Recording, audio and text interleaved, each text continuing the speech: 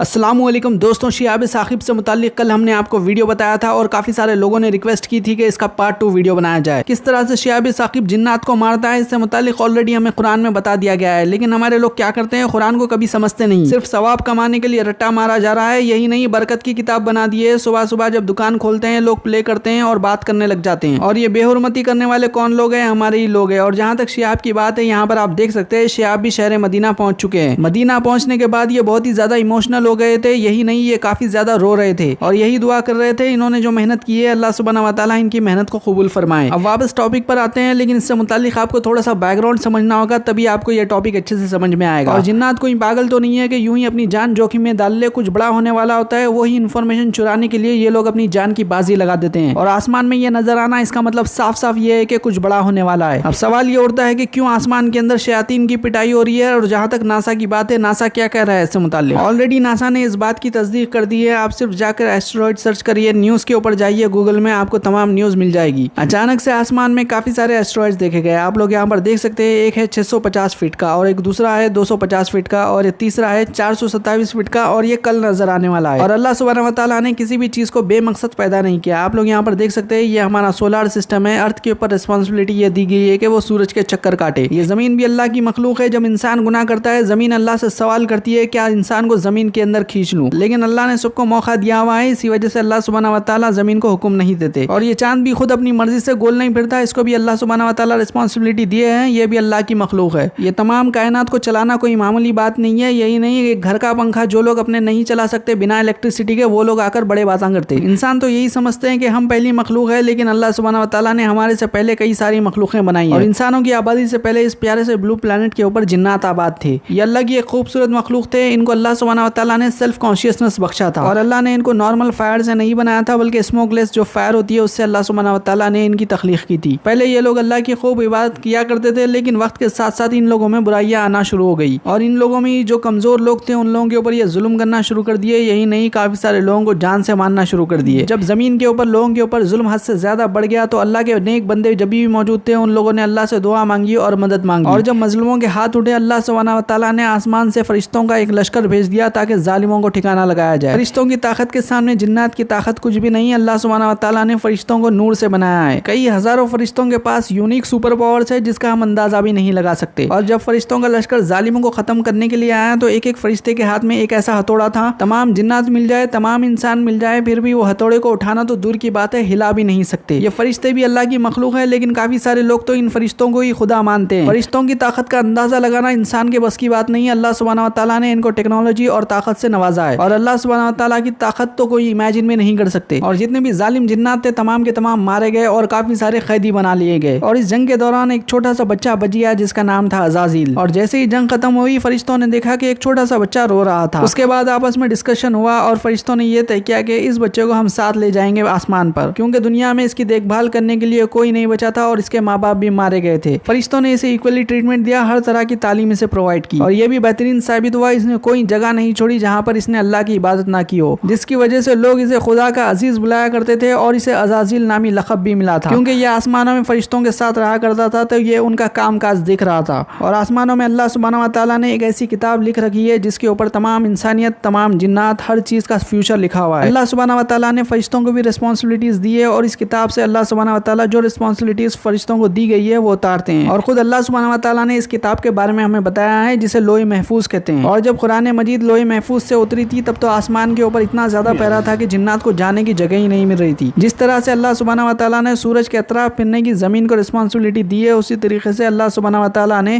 شہاب ثاقب کو بھی یہ ریسپانسبلٹی دی ہے کہ اگر کوئی جن آتا ہے انفارمیشن چوری کرنے کے لیے، شہاب ثاقب آتا ہے اور جن کا کام تمام کر دیتا ہے، اور یہ دوسرے ڈائمینشن میں ہوتا ہے، اسی وجہ سے ہمیں کچھ بھی پتہ نہیں چلتا، لیکن جب یہ ارتھ کے ایٹماسفیئر میں ٹچ ہوتا ہے اس کے بعد میں اس میں آگ لگ جاتی ہے اور اس طرح کا منظر ہمیں نظر آتا ہے۔ لیکن کیا آپ جاننا چاہتے ہیں عزازیل کیوں ابلیس اور شیطان بن گیا، اور جو فیوچر کو لے کر فرشتے آپس میں ڈسکس کرتے ہیں وہ انفارمیشن چوری کر کے یہ انسانوں کے ساتھ کیا کرتے ہیں؟ اگر آپ کے کوئی کوشچنس ہے اور اگر آپ چاہتے ہیں کہ اس کا پارٹ 3 ویڈیو بنایا جائے، کمنٹ ضرور کریے، انشاءاللہ اگلے ویڈیو میں ملاقات ہوں گی۔ اللہ حافظ۔